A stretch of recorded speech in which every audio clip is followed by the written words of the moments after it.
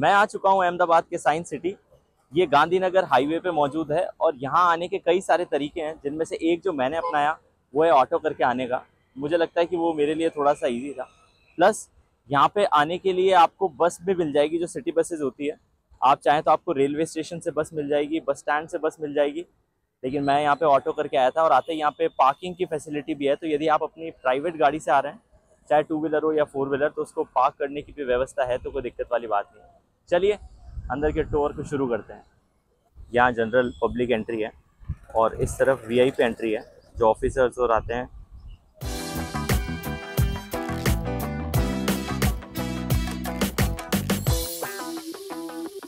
Entry gate पे ये एक बोर्ड लगा है, जिसमें ओवरऑल जो 17 जगह हम जा सकते हैं यहाँ पे, वो सारे ऑप्शंस दिए हुए हैं और पूरा मैप दिया हुआ है। बहुत बड़ा एरिया है, ओवरऑल 100 एकड़ से ऊपर की ये ज़मीन है। जैसे ही एंट्री गेट से चल के हम सीधे अंदर आएंगे, यहाँ पे पीछे आपको टिकट काउंटर नज़र आ रहा है। तो यहाँ पे कुछ लोग भी हैं जो अपने टिकट्स के कॉम्बो को ढूंढ रहे हैं, क्योंकि यहाँ पे कई सारे कॉम्बोज होते हैं जिसके तहत आप टिकट ले सकते हैं। यहाँ आने के लिए अलग अलग जो 4 कॉम्बोज थे, उनमें से मैंने कॉम्बो 1 का टिकट लिया है, यानी कि मैं रोबोटिक वाली जगह पे जाऊँगा और एक्वाटिक जो गैलरी है उसमें जाऊँगा। तो जो मेन गेट है एंट्री का, वो यहाँ है और यहाँ पे आई गेस टिकट्स भी चेक होगी।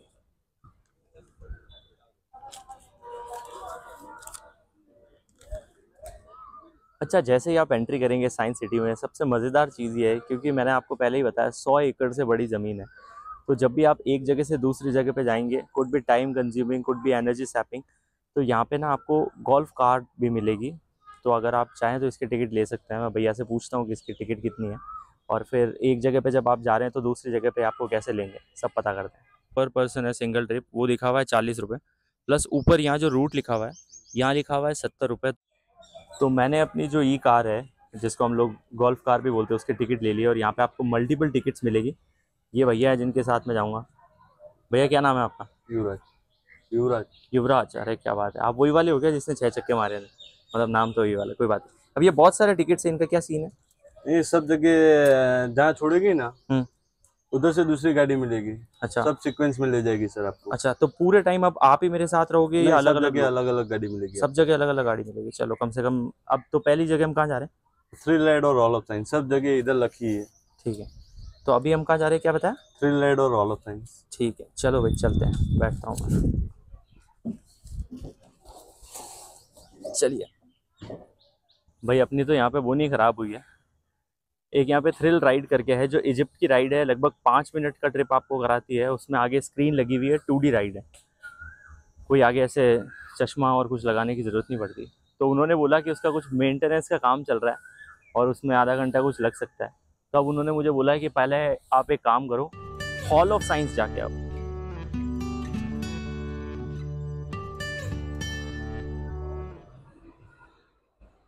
जैसे ही हम अंदर एंटर करेंगे हॉल ऑफ साइंस में, सबसे पहले हमें ग्लोब एंड सैटेलाइट, इसका एक डमी बना हुआ दिखेगा।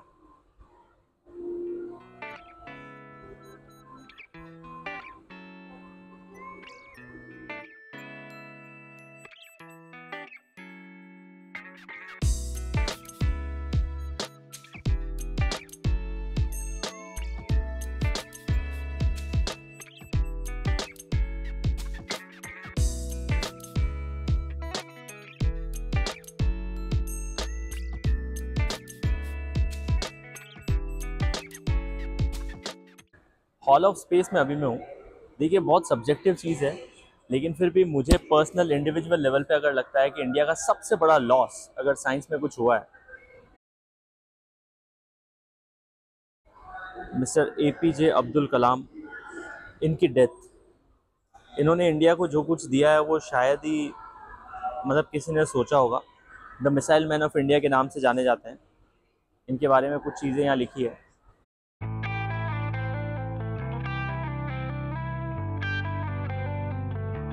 हॉल ऑफ साइंस में नीचे जितनी भी चीज़ें हैं वो तो लगभग मैं देख चुका हूँ।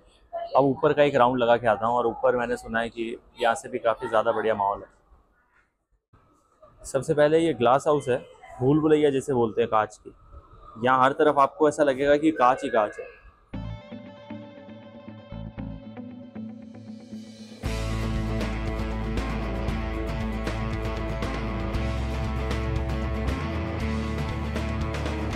हॉल ऑफ स्पेस और हॉल ऑफ साइंस, इन दोनों की यात्रा तो मेरी यहाँ पूरी हो गई। अब यहाँ से चलते हैं, काफ़ी चीज़ें अंडर मेंटेनेंस थी तो वो भी नहीं देख पाया। हॉल ऑफ साइंस देखने के बाद वापस बैठ गया हूँ मैं अपनी गोल्फ कार में। आगे भी आ रही है एक गोल्फ कार।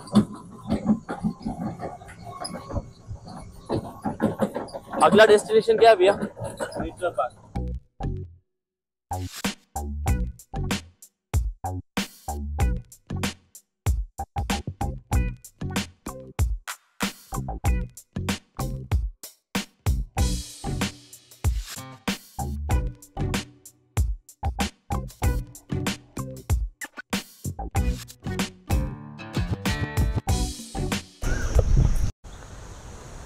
मैं ज़्यादा देर यहाँ पे रुकूंगा तो नहीं क्योंकि बहुत ज़्यादा गर्मी पड़ रही है, लेकिन फिर भी मैं आपको दिखाता हूँ। नज़ारा काफ़ी अच्छा है, पीछे लिखा हुआ है नेचर पार्क और गार्डन है। ज़्यादा कुछ ऐसा है नहीं क्योंकि अभी बज रही है लगभग 11:15, तो गर्मी बहुत ज़्यादा है और इसलिए मैं ज़्यादा देर यहाँ नहीं रुकूंगा। एक्वाटिक जो पार्क है उसका भी मैंने टिकट ले रखा है तो वहाँ भी जाऊँगा, और उसके तुरंत बाद एक और कौन सी जगह थी, रोबोटिक पार्क आई गेस, तो रोबोटिक म्यूज़ियम उसको बोलते हैं शायद, तो वहाँ जाऊँगा। चलिए आगे चलते हैं। सूर्यदेव यहाँ पे अपना प्रकोप दिखा रहे हैं, लेकिन मैं आ गया हूँ एक्वाटिक गैलरी में। तो यहाँ जैसे ही आप आएंगे सबसे पहले आपको एक डॉल्फिन दिखेगी। और राइट, तो ये पूरा अंडरग्राउंड बना है।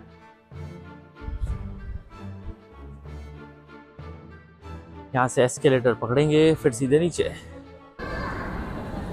यहाँ पे बेसिकली इस एक्वाटिक गैलरी का एक डमी बना हुआ है और दिखने में बहुत सुंदर है।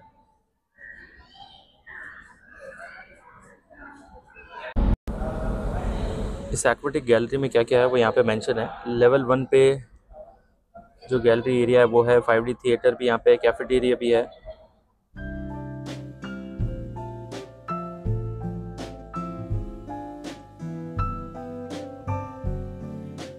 यहाँ बेसिकली एक स्पेस है जहाँ से आप अंदर जा सकते हैं, और अंदर जाने के बाद वो जो पीछे ग्लास आपको नज़र आ रहा है वहाँ पे कई सारे जने खड़े होते हैं। मैंने भी अंदर जाके कोशिश की थी।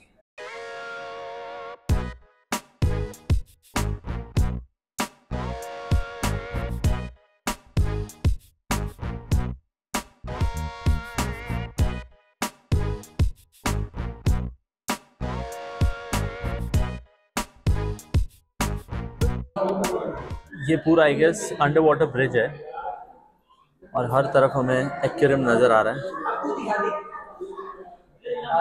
सब लोग यहाँ फोटोज़ खिंचवा रहे हैं, वीडियोस बनवा रहे हैं, और बनवाए भी क्यों ना।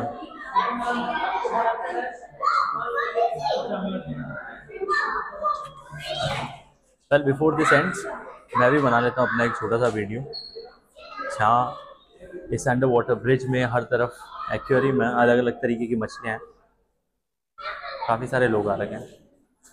This is fun.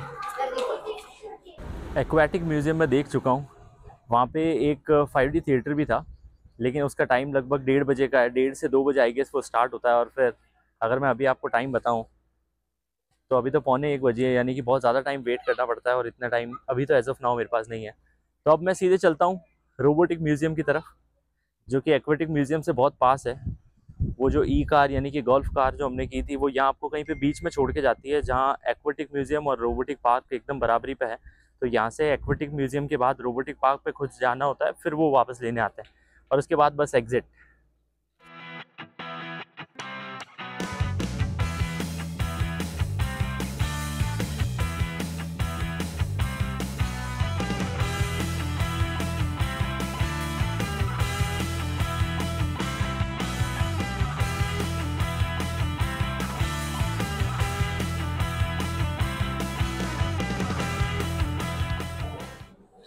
Robotic museum में कई सारे अलग अलग तरीके के रोबोट्स हैं। अभी मेरे पीछे आप जो एक रोबोट देख रहे होंगे, एक बहुत छोटा सा हाथ आपको नज़र आ रहा होगा। सो बेसिकली इस रोबोट का काम यह है कि यदि किसी इंसान का हाथ कट जाता है तो आप उसे रिप्लेस कर सकते हैं। I am not too sure कि उसकी एक्सपेंडिचर कितनी होती है और आम आदमी उसे अफोर्ड कर सकता है या नहीं, फॉर श्योर नहीं कर सकता होगा। बट हाँ, ये इसकी एक खासियत बताई गई थी कि 360 डिग्री रोटेट कर लेता है। ह्यूमन हैंड जो है वो अप्रॉक्सीमेटली 180 डिग्री रोटेट कर पाता है, लेकिन वो और ज़्यादा कर सकता है। फिर उसके अलावा यहाँ कई अलग अलग तरीके के रोबोट्स हैं,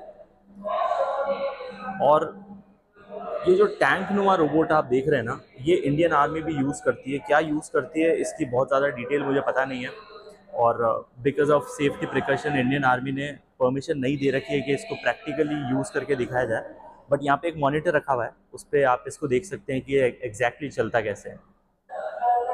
ये बेसिकली इंडस्ट्रियल रोबोट है, जो जैसे कि चॉकलेट मैन्युफैक्चरिंग होती है या किसी और प्रकार की अगर कोई मैन्युफैक्चरिंग है तो उसमें काम आता है, बॉटल की कैप्स लगती है उसमें काम आता है। ऐसी अलग अलग चीज़ों में ऐसे रोबोट्स को यूज़ किया जाता है।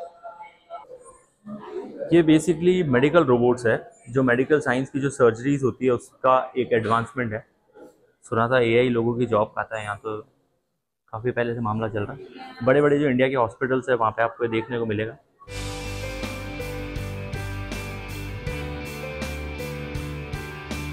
अहमदाबाद में साइंस सिटी का ये जो आज का मेरा टूर था, जहाँ हमने शुरुआत की थी हॉल ऑफ साइंस के साथ, उसके बाद सीधे फिर मैं चला गया था एक्वेटिक म्यूजियम में, फिर वहाँ से चला गया था रोबोटिक हॉल में। तो सब कुछ देख लिया है। अब वापस मैं मेन गेट की तरफ जा रहा हूँ, जो गोल्फ कार की थी उसी में वापस जा रहा हूँ। मुझे उम्मीद है कि आपने ये सब कुछ एक्सप्लोर किया होगा मेरे साथ। तो आज के ब्लॉग में बस इतना ही। दोबारा आपसे मुलाकात होगी एक नए ब्लॉग के साथ। तब तक के लिए you people enjoy your life, have fun.